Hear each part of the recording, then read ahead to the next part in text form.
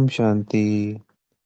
आज 24 फरवरी 2025 के महावाक्यों के मनन चिंतन में प्यारे मीठे बाप दादा ने कहा कि मीठे बच्चे, यह रूहानी हॉस्पिटल हम बच्चों को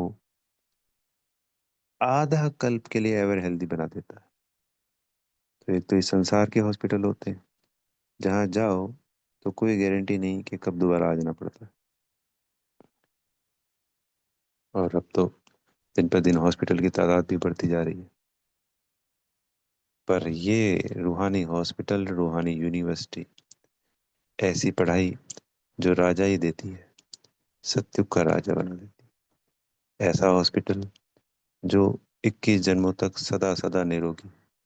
ये रोगी शब्द, निरोगी शब्द ही नहीं पता होते, डिक्शनरी में ही नहीं होते। कमाल की बात है, वंडरफुल। और 21 जन्म के साथ साथ आज जितनी बीमारी हैं, तो द्वापर में ये सब नहीं होता। तो हम कह सकते हैं कि अगले 42 जन्मों के लिए या 3 युगों के लिए लगभग लगभग एवर हेल्दी बन जाते हैं। आटे में नमक के बराबर अगर बीमारियां हैं द्वापर में, तो ना के बराबर ही है।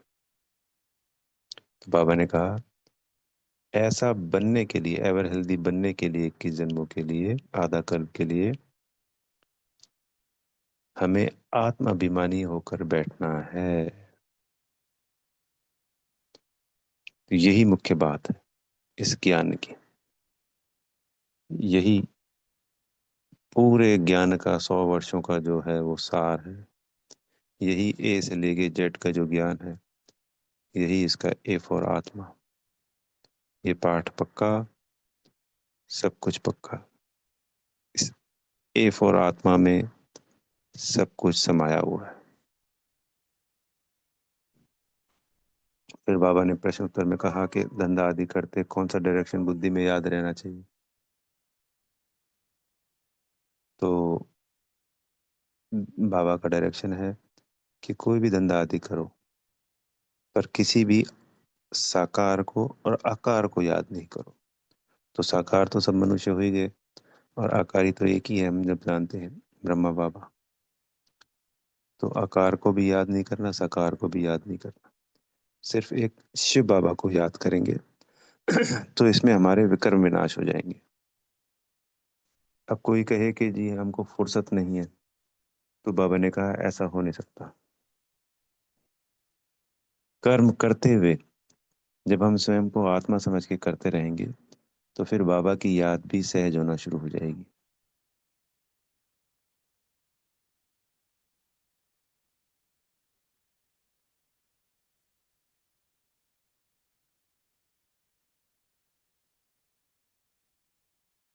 तो आत्मा का अभ्यास जितना जितना हमारा पक्का होता जाता है, उतना ही बाबा की याद ठहरना शुरू हो जाती है।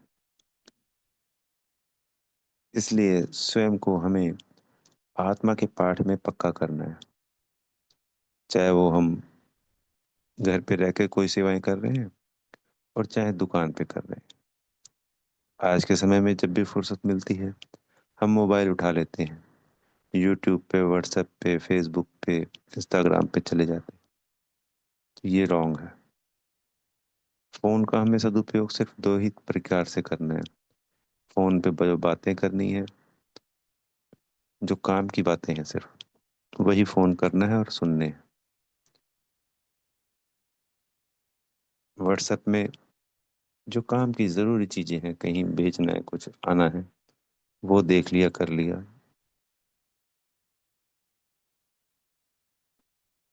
मुरली पढ़ ली। यानी इस फोन का सदुपयोग करना है। अगर इसका दुरुपयोग किया तो सारा समय इसी में निकल जाए। तो इन सब चीजों का पापा कहते हैं ना, डिटैच रहना है, सदुपयोग करना है, आसक्ति नहीं रखनी है।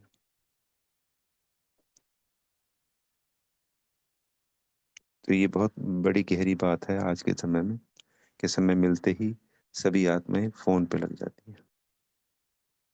तो इससे जरूर अपनी संभाल करनी है। मुरली में नहीं है आज मोबाइल वाले फोन की बात, क्योंकि उस वक्त तो मोबाइल ही नहीं था। पर बात है फुर्सत की। कि हम फुर्सत मिलते ही करते क्या। फिर बाबा ने मुरली में कहा, गुड मॉर्निंग बच्चों, रूहानी बच्चों प्रति, रूहानी बाप की गुड मॉर्निंग। और फिर बाबा ने अनेकों बार कहा कि बाप को याद करो। गुड मॉर्निंग के बाद बच्चों को कहा जाता है बाप को याद करो। तो ये बात बाबा ने अनेकों बार बोली आज मुरली में। इसी से विक्रम विनाश होते हैं। बाबा को हम बुलाते हैं तेरे जन्मों तक कि बाबा आओ हमको पति से पावन बनाओ। और जब वो आता है तो हम उसको याद नहीं करते, बाबा की खातिरी नहीं करते। बाबा तो बच्चों की भी खातिरी करता है। जो वीआईपी बच्चे होते हैं उनकी भी खातिरी करता है, तारीफ करता है। जो महारथी होते हैं उनकी भी तारीफ करता है, नाम ले लेके बताता है। तो क्यों ना हम बाबा की खातिरी करें। बाबा को खातिरी करना, बाबा को याद कर। बाबा ने आज फिर क्लियर किया कि मैं सभी आत्माओं का पिता हूँ। तो कोई पिता सर्वव्यापी कैसे हो सकता है। तो ये बात हम बच्चों को, बेहद की सभी आत्माओं को क्लियर कर। हमारा एक ही कार्य है, एक ही सेवा है, सब तक बाबा का मैसेज पहुंचाना।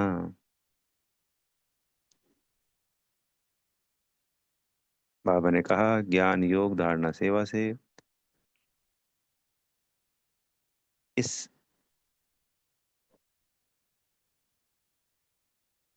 रास्ते पे हम जो चल रहे हैं, सर्व प्राप्तियों को करना है, ऊंच से ऊंच पद प्राप्त करना है। अपनी चेकिंग करनी है कि मैं कितना याद में रहता हूँ, कितने विक्रम विनाश करता हूँ, कितना श्रीमत का पालन करता हूँ, और मेरी अवस्था कहाँ तक सुधार हुआ है। जब तक हम अपनी चेकिंग नहीं करेंगे ज्ञान में, हम आगे नहीं बढ़ सकते। बाबा ने कहा कि महारथी बच्चों को सभी जगह सभी सेंटरों से बुलाया जाता है। तो हमें ऐसा पुरुषार्थ करना चाहिए कि हम स्वयं ही महारथी बने। बाबा ने आज मेले की डायरेक्शन दी कि महारथी बच्चे कहाँ कहाँ समझा रहे होते हैं। तो गाइड जो एक और होता है अलग से, जो डायरेक्शन दे रहा होता है, समझा रहा होता है। एक तो समझाने वाला बच्चा हो गया, एक कोई मेहमान आते हैं तो उनको संभालता है। तो उसको पता होता है कि ये मेहमान किस प्रकार का है, वीआईपी है, नॉर्मल है। तो किस बच्चे के द्वारा किसको समझवाना है, फिर वो डायरेक्शन देता है। इस तरीके की इंस्ट्रक्शंस बाबा हमें दिया करते थे, यज्ञ में दिया करते थे। बाबा रोज ही मुरलियों में सेवा की बात कर रहे हैं, क्योंकि शिवरात्रि का महीना सेवाओं का होता है। सेवाएं वैसे पूरे साल ही चलनी है, पर जैसे स्पेशल होता है ना, कि पूजा तो रोज ही करते हैं, पर कोई ओकेशन वाले दिन वो एक्स्ट्रा पूजा कर दी जाती है।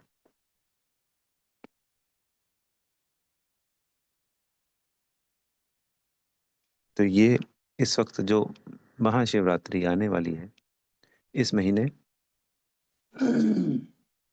सेवाओं पे खास अटेंशन है। चारों तरफ सेवाएं हो रही है, सभी जानते हैं।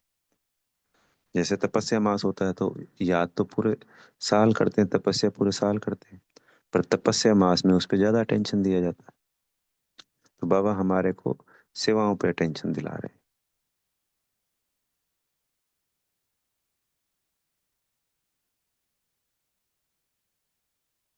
बाबा ने कहा कि कोई कहे कि मुझे फुर्सत नहीं है, तो बोले ये राइट नहीं है, ऐसा हो नहीं सकता। बाबा को याद करने हैं, याद से ही विक्रम विनाश होने हैं। इसके लिए सभी के लिए कहा कि जब तक परमात्मा का परिचय नहीं है, तब तक उसकी याद हो नहीं सकती, तब तक मुक्ति, जीवन मुक्ति प्राप्त नहीं हो सकती। इसमें ऋषि मुनि संत आदि सब आ गए। उनको परिचय ही नहीं है तो वो याद कैसे करेंगे। अब हमें परिचय मिल गया है, हमें रास्ता मिल गया है, हमें मंजिल मिल गई है। मिल गई है, पता का तात्पर्य है कि इस रास्ते पे चलकर ये मंजिल प्राप्त होगी। मंजिल कौन है? शिव बाबा। हमें परिचय मिला है, रास्ता मिला है। रास्ता है ये ज्ञान योग धारणा सेवा, इन चार पहियों की गाड़ी पर बैठकर जो बच्चा इन चारों में पास विद ऑनर होगा वो बाबा से मिलन मनाएगा। तात्पर्य जो 8 बच्चे होते हैं वो बाबा के बेहद नजदीक होते हैं। फिर 100 उनके बाद आते हैं, फिर 16,000 उनके बाद आते हैं, फिर 9 लाख उनके बाद आते हैं, फिर 2 करोड़ उनके बाद आते हैं, फिर 31 करोड़ उनके बाद आते हैं। तो और बच्चों को रास्ता ही नहीं पता चलता है। संन्यास धर्म की आत्माएं तो नीचे झाड़ में है, तो उनको पता ही नहीं चलेगा। तो वो जो प्राप्ति है अतीन्द्रिय सुख की जिसकी बाबा बात करते हैं, और भी बाबा के अनुभव की अनुभूतियां हैं। क्योंकि हम जब ज्ञान में नहीं थे तब भी कोई हम भगवान का अनुभव थोड़ी करते थे, आज भी नहीं कर पाते हैं। अगर हम ज्ञान योग धारणा सेवा में ना चले तो सिर्फ मुरली पढ़ ली और बस इतिश्री कर दी या सुन ली, तभी तो वो यज्ञ छोड़ के चले जाते हैं बच्चे। अगर सबको ही अनुभूतियां होने लग जाए हमेशा हमेशा के लिए बिना ज्ञान योग धारणा के, तो फिर तो कोई जाएगा ही नहीं। बात है अनुभव की, बात है मिलन मनाने की। तो ये जो यात्रा है पुरुषोत्तम संगम युग की, सत्युग की राजाई तो है ही है, उसमें कोई डाउट नहीं, मिलनी ही मिलनी है। हमें सत्युग में आना ही आना है सभी बच्चों को। पर 63 जन्मों में हम सब ने जो भक्ति की है उसका फल था भगवान का मिलना। भगवान की श्रीमत पर हम चल रहे हैं ज्ञान योग धारणा के द्वारा, उस परमात्मा को प्राप्त करना। ये पहली प्रारब्ध है। सत्युग तो सेकंड है।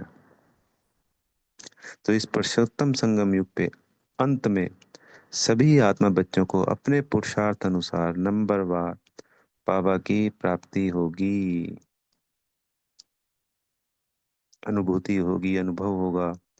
जैसे हम साकार में हैं, अपने युगल के साथ रहते हैं, बच्चों के साथ रहते हैं, तो साकार में अनुभव करते हैं ना उनका, खुशी मनाते हैं, बात करते हैं। ऐसे ही वो समय भी आएगा जब बाबा की हमें अनुभूतियां होंगी लगातार।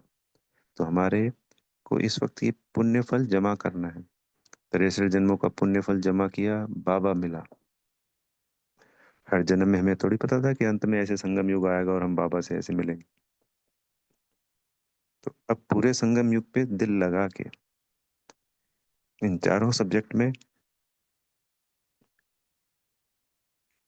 अपने आप को इतना ऊंचा बनाना है कि बाबा से हमें सर्व प्राप्तियां हो और इंद्रिय सुख की अनुभूति हो।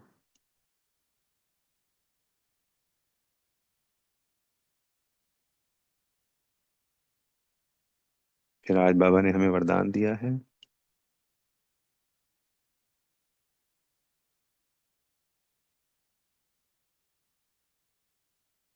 संतुष्टता द्वारा सर्व से प्रशंसा प्राप्त करने वाले सदा प्रसन्न चित्त भाव।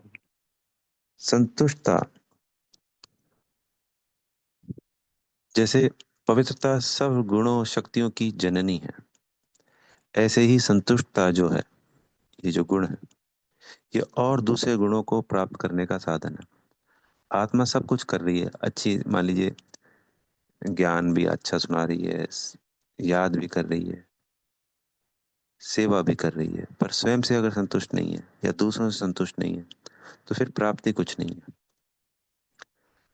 जैसे संसार में भी होता है ना, एक निम्न वर्ग का यानी गरीब आत्मा भी है कोई, और वो संतुष्ट है, तो सदा खुश रहता है, मौज में रहता है, उसको कोई तकलीफ नहीं है। और एक के पास सेहत भी अच्छी है, परिवार भी अच्छा है, धन भी है, और फिर भी संतुष्ट नहीं है किसी भी कारण से, तो वो खुश नहीं रह सकता। तो खुशी का आधार क्या हुआ? संतुष्टता। तो वरदान में क्या है कि संतुष्टता द्वारा दूसरों को भी और सर्व को भी प्रसन्न करने वाले। तो संतुष्टता की निशानी है कि प्रत्यक्ष रूप में सदा प्रसन्नता दिखाई देगी। जो सदा संतुष्ट व प्रसन्न रहते हैं उनकी हर एक प्रशंसा अवश्य करते हैं। तो प्रशंसा प्रसन्नता से ही प्राप्त कर सकते हैं, और प्रसन्नता यानी सदा संतुष्ट और प्रसन्न रहने के लिए विशा जो बाबा ने हमें वरदान दिया है, वो हमें स्वयं को भी धारण करना है और दूसरों को भी धारण कराना है। यानी मनसा शक्ति द्वारा कोई भी आत्मा आती है उसको संतुष्टता की शक्ति का, प्रसन्नता की शक्ति का दान देना है, खुशी की शक्ति का। इससे हमारी संतुष्टता प्रसन्नता प्रशंस प्रसन्नता भी बढ़ेगी, और दूसरों भी उस, चूंकि हम वरदानी मूर्त आत्माएं हैं, स्वयं भी वरदानी मूर्त हैं और दूसरों को भी वरदान देने के निमित्त बनी हैं, तो उनकी वो भी सदा खुश रहेंगी, प्रसन्न रहेंगी। फिर आज के स्लोगन में है, डायमंड बनने का मैसेज देना ही डायमंड जुबली मनाना है। तो जब हम आत्मा बिंदी समझकर दूसरी आत्मा बिंदी देखते हुए मैसेज देते हैं, तो यही है डायमंड जुबली मनाना।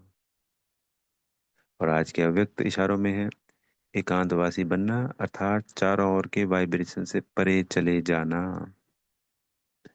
तो बाबा ने कहा कि कईयों को ना एकांत पसंद नहीं आता, संगठन में बोलना चालना हंसना खोशना उठना बैठना वो ज्यादा पसंद आता है। इसको कहते हैं बाहर मुक्ता।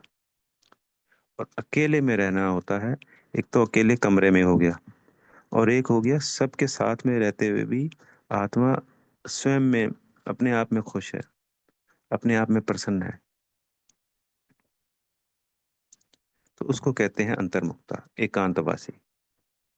तो सर्व आकर्षण के वाइब्रेशन से सदा हमें बचकर अंतर्मुखी बनना है। तभी हम बाबा के करीब जा पाएंगे और तभी हम सर्व प्राप्तियों की अनुभूति कर पाएंगे। तो अगर हमारा बाहर के आकर्षणों के प्रति आसक्ति होगी, किसी भी विषय वस्तु वैभव सामान कुछ भी व्यक्ति, तो बाबा ने कहा समय पर धोखा मिल जाएगा फिर। तो इसलिए पिछले पूरे महीने एकांत, एकाग्रता, एकता, इन्हीं पे फोकस रहा है। तो स्वयं को अंतर्मुखी बनाना ही बनाना है। अच्छा, ओम शांति। बेहद का धन्यवाद मेरे प्यारे मीठे बाप दादाजी माता पिताजी का, आप सभी आत्मा भाइयों का, और दिल से बेहद की शुभकामनाएं। सदा संतुष्टता से भरपूर हो, सदा ही प्रसन्न रहें। ओम शांति।